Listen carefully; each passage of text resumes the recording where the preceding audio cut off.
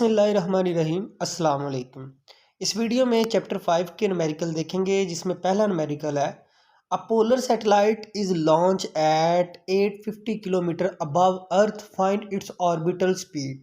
थोड़ा सा इस स्टेटमेंट को समझते हैं। मान लें कि ये हमारे पास ज़मीन है और यहाँ से क्या किया गया है, एक सैटेलाइट को लॉन्च किया गया और वो सैटेलाइट यहाँ गया और उसके बाद ऑर्बिटल स्पीड मतलब उसने इसके गिर्द जाके एक ऑर्बिट बना दिया, इस तरह इसके गिर्द घूमना शुरू कर दिया और यहाँ पे इस ऑर्बिट में रह के वो घूम रहा है। तो हमने बताना है वो इस ऑर्बिट में रह के जो घूम रहा है उसकी स्पीड कितनी है। एक चीज़ और बता दूं, जितने भी सैटेलाइट हम भेजते हैं वो इस तरह ऑर्बिट में जाके घूमना शुरू कर देते हैं और जितना ऑर्बिट दूर बनता जाता है स्पीड उसकी कम होती जाती है, क्योंकि जितना ज़मीन से वो दूर होगा उसके ऊपर ग्रेविटी कम लगेगी तो स्पीड उसकी कम होती जाएगी। तो इसलिए उसने बताया कि अगर 850 किलोमीटर अबव ऊपर भेजा जाए तो जिस ऑर्बिट में रह के वो घूम रहा है उसकी स्पीड कितनी होगी। चलिए इसको मजीद सॉल्व करते हैं। यहाँ पे आपको कुछ चीज़ें समझनी है। गिवन डाटा में देखें उसने क्या क्या दिया होगा। गिवन डाटा में उसने दिया है सबसे पहले तो रेडियस। क्यों, क्या उसने यहाँ पे रेडियस दिया है? नहीं। लेकिन जो यहाँ सैटेलाइट मूव कर रहा है इस ऑर्बिट में उसको कहाँ से लग रही है ग्रेविटी, उसको फोर्स कहाँ से लग रही है? तो ज़मीन के सेंटर से लग रही है। मतलब ग्रेविटी कहाँ से निकलती है? ज़मीन के सेंटर से। तो ये जो ज़मीन का सेंटर होता है और यहाँ तक का जो फासला होता है एंड तक ज़मीन की सरफेस तक, तो उसको बोलते हैं रेडियस। तो इसलिए हमने एक तो रेडियस चाहिए चाहिए है अगर आपने इस ऑर्बिट की स्पीड फाइंड करनी है।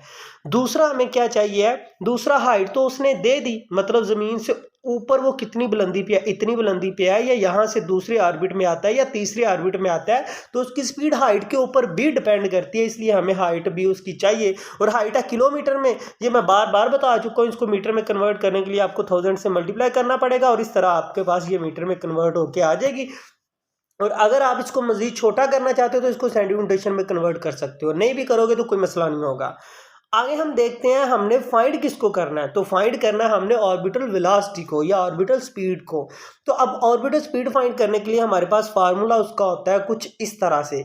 अच्छा, ये फार्मूला हमारे पास है। यहाँ एक चीज़ और समझनी है, ये जो GH है ये खुद अपने आप में बहुत बड़ी बला है। इसको हम पिछले वीडियो में, पिछले न्यूमेरिकल में बहुत अच्छे से इसी को सिर्फ सॉल्व करते आ रहे हैं। तो चलिए यहाँ पे हम इसको सॉल्व करने की कोशिश करते हैं। ये GH को आप अलग से भी सॉल्व करके सॉल्व कर सकते हो और इधर डायरेक्ट भी कर सकते हैं। तो एक मैं ऐसा करता हूँ, एक डायरेक्ट कर देता हूँ, एक अलग से आपको दोनों तरीके सिखा देता हूँ।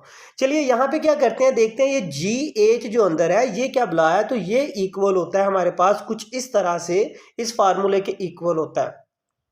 ये देखें इस फार्मूले के इक्वल होता है। और यहाँ पे क्या G की वैल्यू हमें दी है। तो मैं बार बार आपको बता चुका हूँ कि ये जो कैपिटल G है इसकी वैल्यू आपको याद रखनी है।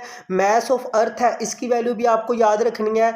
और ये R देखें, R की ज़रूरत पड़ गई हमें और हाइट तो उसने ऑलरेडी दी है। तो अभी हम क्या करते हैं, सिर्फ और सिर्फ ये जो फार्मूला है इसको आप पुट कर दो, ये इस फार्मूले के अंदर आप पुट कर दो। ये जो फार्मूला आपके पास, चलिए यहाँ लिख लेते हैं ये फार्मूला। इसमें GH की जगह GH का फार्मूला आप जो है वो पुट कर दो तो कुछ इस तरह से बन जाएगा। ये स्क्वायर था तो एक इससे कट हो गया तो नीचे हमारे पास GME और एक हमारे पास बचेगा। ये फार्मूला इस तरह से बन के हमारे सामने आ गया। अब इसमें हम वैल्यू पुट करते हैं। G की वैल्यू क्या है आपको पता है, 6.673 मल्टीप्लाई 10 की पावर -11। इसमें वैल्यू पुट कर दी। उसके बाद इसी तरह हमने मैस ऑफ अर्थ की भी वैल्यू पुट कर दी। R की वैल्यू उसने दी हुई है, हाइट भी उसने दी हुई है, तो इस तरह हमने इसमें वैल्यू क्या कर दी, पुट कर दी।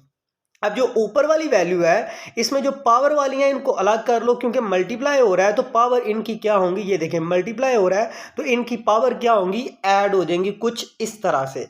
अब नीचे वाली वैल्यू क्योंकि प्लस हो रहा है तो इनकी 10 की, ये भी 10 की पावर है, ये भी 10 की पावर है, तो ये सेम ही रहेगा। तो 10 की पावर 6 हमने बाहर निकाल लिया। बाकी जो 0.85 और 6.4 है इनको हम कर लेंगे प्लस, तो हमारे पास कुछ इस तरह से आंसर निकल के सामने आ गया। चलिए इसको मजीद सॉल्व करते हैं। अब यहाँ पे 24 - 11 करोगे तो आपके पास बचेगा 13। अब दो ऑप्शन है, या तो आप 10 की पावर 13 को नीचे ले आओ या 10 की पावर 6 को ऊपर ले जाओ। इससे होगा क्या, वैल्यू शॉर्ट हो जाएगी। अगर मैं 13 को नीचे लेके आऊँगा तो थोड़ा सा पेचीदा काम हो जाएगा, क्योंकि 13 बड़ा है और नीचे आएगा तो बड़ी वैल्यू माइनस वाली हो जाएगी। तो हम 6 को ऊपर ले जाते हैं कुछ इस तरह से। तो 13 में से 6 निकालेंगे तो हमारे पास कितना बचा, 7। और इन दोनों को जब हम डिवाइड कर देंगे तो 5.25 बचा। अब बच्चे अक्सर कहते हैं, देखिए ये बात भी बिल्कुल ठीक है, कैलकुलेटर पे लिखोगे जाके आंसर आ जाएगा, लेकिन सम टाइम प्रॉब्लम हो जाती है। आप क्या करोगे, ये पॉइंट को 5 के आगे ले जाओगे, ये 55 हो जाएगा। सर ऐसा क्यों किया, क्योंकि हमने कोशिश करनी होती है जब अंडर रूट के अंदर पावर होती है तो ये जो 10 की पावर है ये इवन नंबर हो, ये 2 हो, 4 हो, 6 हो, 8 हो, तो इवन नंबर में आए। लेकिन 7 में आई है तो हमने इसको अगर 6 बनाना है तो एक पॉइंट डिजिट आगे ले जाएंगे तो ये 6 में हो जाएगा। तो फिर जब इसका हम स्क्वायर रूट लेंगे तो हमारे पास ये वैल्यू आ जाएगी। अब आपकी मर्जी है, ये बिल्कुल आंसर ठीक है, आपकी मर्जी है। अगर 10 की पावर 3 को आप इसके साथ मल्टीप्लाई करना चाहते हो तो वो भी कर सकते हो, और इस तरह से आपके पास ये आंसर आ जाएगा। चलिए पहला क्वेश्चन तो हमारा सॉल्व हो गया।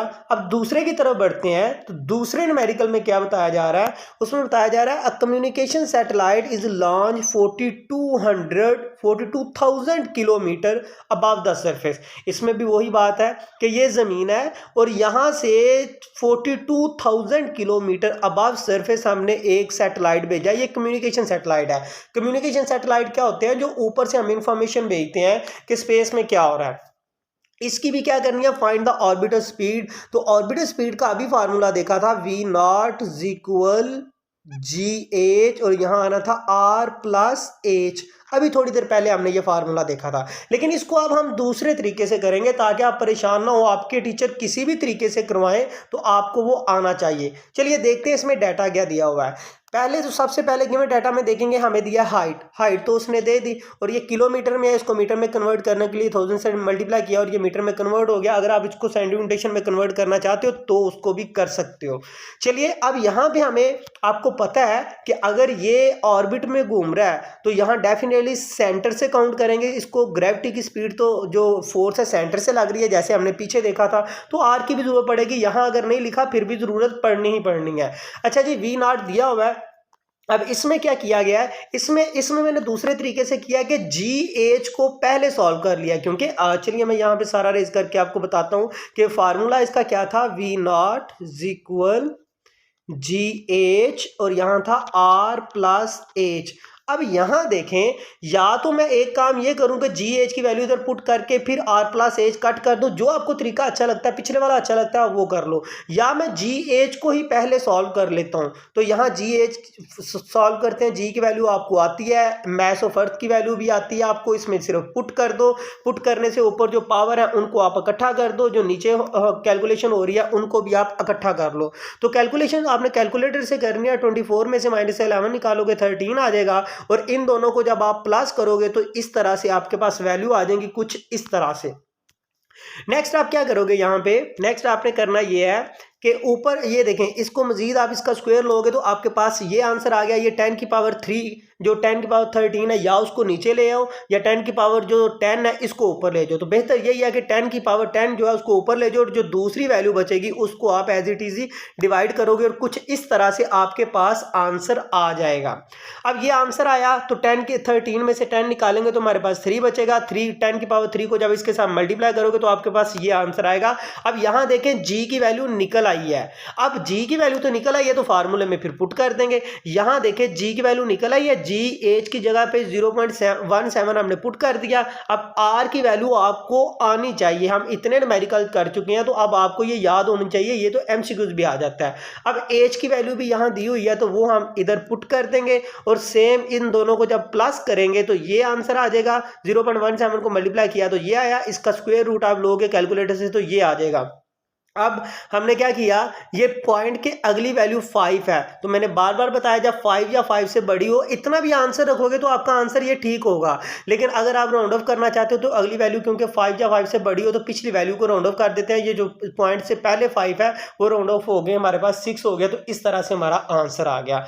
बच्चे ये 5वें चैप्टर के जो न्यूमेरिकल है बहुत लंबी लंबी इनकी कैलकुलेशन होती है और अक्सर बच्चे इनसे जान इसलिए भागते हैं, जान छुड़ाते हैं कि इनके फार्मूले याद करने पड़ते हैं, इनकी वैल्यूज़ याद करनी पड़ती हैं। हालांकि ये बिल्कुल मुश्किल नहीं है, जैसी वैल्यू होती हैं, जैसे सिर्फ फार्मूला याद करना, जैसी वैल्यू होती है एज इट इज़ इसमें पुट करके आप कैलकुलेटर से सॉल्व कर सकते हो। तो इसलिए आपने इससे परेशान नहीं होना, जस्ट इसकी प्रैक्टिस करने की आपको ज़रूरत है। अगर आपका कोई भी क्वेश्चन है तो आप कमेंट सेक्शन में पूछ सकते हैं। मिलते हैं नेक्स्ट वीडियो में। नेक्स्ट वीडियो तक अल्लाह हाफिज़।